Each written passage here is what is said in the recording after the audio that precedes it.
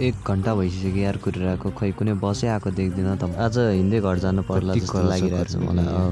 त्यो पनि कति टाढो छ यार, बस आए पनि पुरै प्याक आयो।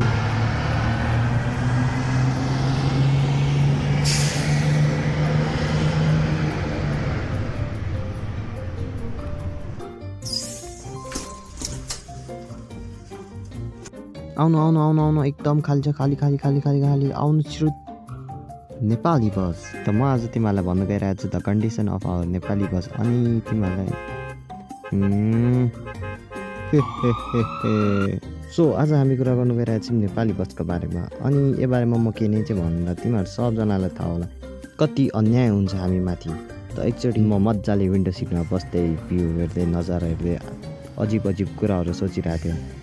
अनि मेरो साइडको सिटहरू पनि सब खाल्थ्यो। म मेरो जिन्दगी खुसी खुसी बिताइरहेको थियो।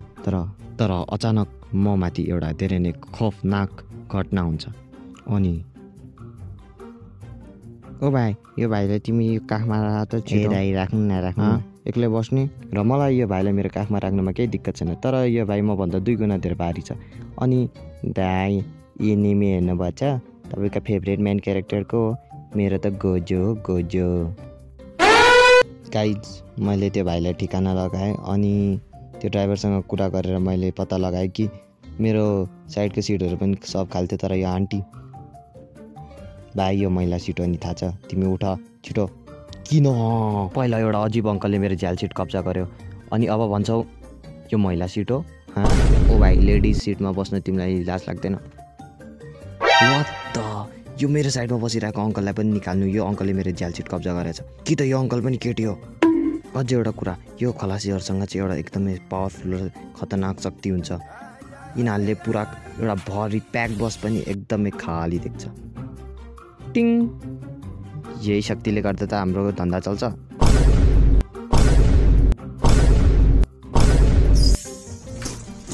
आउनुहोस् हजुर, एकदमै खाली छ हाम्रो बस। खाली त छ नि हो, म त एकदमै प्याक देखिरहेको छु। यो बस हेर्दा मान्छे बस्नु सुधा ठाउँ छैन हो। ए हजुर, तपाईँले कहाँ प्याक देख्नुभयो? यो गाडी म सिट मिलाइदिन्छु, उठेर जानु पऱ्यो भने तपाईँलाई फ्रीमा। ल फ्रीमा? वाउ नाइस, मार्यो। यहाँसम्म त तर पनि ठिक छ, तर सुतिरहेको बेला डिस्टर्ब गर्नु चाहिँ।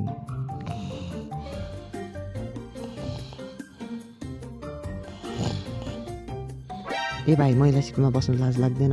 ओ भाइ, महिला सिटमा बस्नु यति पनि लाज लाग्दैन? हा भाइ, 2 चोटि भयो योसँग मिलाएर। मलाई सुत्नै छैन, म त अर्को बसमा जान्छु। अनि त्यहाँपछि म बस चेन्ज गर्छु। अनि बस चेन्ज गरेर एउटा अजिब भाइ आउँछ, दाइ काखमा बसाउनु न, छिटो छिटो छिटो बसाउनु। ए यो भाइ त पहिलाको भाइ भन्दा पनि भारी छ। तँ पनि जा त्यो आन्टीसँग। ए भाइ, किन यति लोभी भइरहेको? बस न बिचरालाई। भाइ सिट सिट सिट, दाइ सिट सिट के? अब मेरो पारा तन्क्यो। त पागल, कन्ट्रोल कन्ट्रोल। त यति भन्दै नै म यो भिडियोलाई सकाउन चाहन्छु। अनि अझै एउटा कुरा भन्नु छ तिमीहरूलाई, म होइन यो मसँग मात्र हुन्छ कि के हो, सधैँ म बसमा जान्छु यो उम्मिदमा कि कोही राम्रो केटी पर्छ साइडमा, अनि म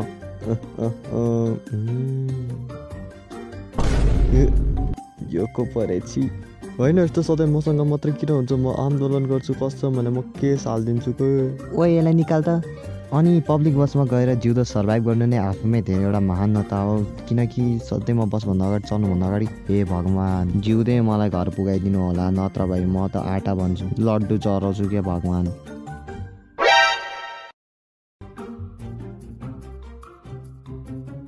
अब हेर, म यो भिडियो बनाएर कुनै पनि बस ड्राइभरहरूलाई राम्रो या नराम्रो भन्नु काटेको होइन, किनकि तिनीहरूको पनि आफ्नो प्रब्लम हुन्छ। जस्ट लाइक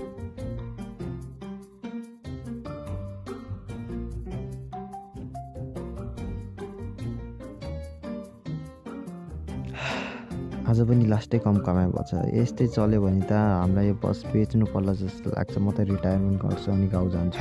म पनि त्यही गर्नु पर्ला यार, भर्खरै काम सुरु गरेको थिएँ, भर्खरै सक्छ। म पनि रिटायरमेन्ट लिएर बाँकीको जिन्दगी सुखले काट्नु पर्यो। तर यो त मभन्दा पनि चाहन्छ, भर्खरै यसको कलेज सकेको होइन, यति छिटो रिटायरमेन्ट।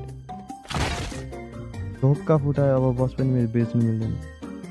कसैले पनि रिटायरमेन्ट लिँदैन, किनकि डर के आगे जिते यति छिटो हार पार्नु हुँदैन, हामीले कोसिस गरिराख्नुपर्छ, बुझ्नुभयो?